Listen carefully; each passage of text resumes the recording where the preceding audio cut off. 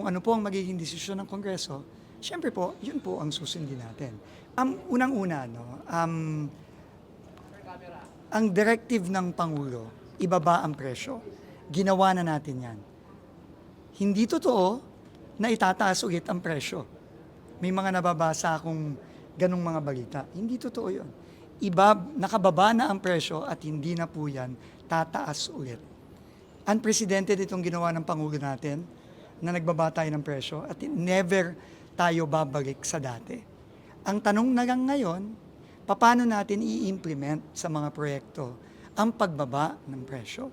Yun po ang ipinaliwanag natin ngayon sa imbitasyon ng Bicameral Conference Committee. So, pinakinggan po tayo, nagpapasalamat tayo sa BICAM, sa Senado at sa House, pinakinggan po nila tayo. Hopefully po, na-clarify po natin.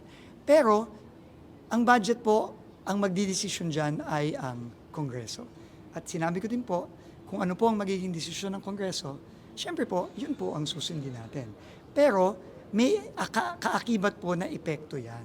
No, may mga proyekto po tulad nung pinakita ko kanina na dahil sa kulang na pag-apply o insufficient na pag-apply ng pagbaba ng presyo sa mga ibang project, meron pong mga ibang project na sobrang bababa.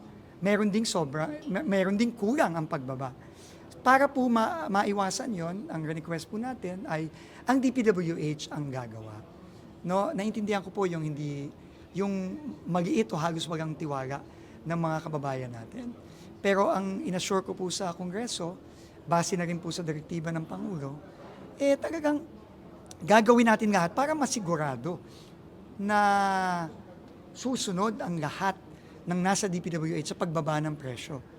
At naglabas po tayo ng department order na ginabas na rin po natin sa media at may kasama po yung kaparusahan sa mga DE at RD na hindi susunod. At siguro naman, nakita na nila yung mga nangyari sa mga kasamahan nila dati na ngayon nakakulong na at marami pang ibang makukulong. Ayaw naman siguro nilang mangyari sa kanila yon. At kailangan nilang sumunod dito. Pero ulitin ko, kung ano po ang desisyon ng Kongreso, yun po ay rerespetuhin natin.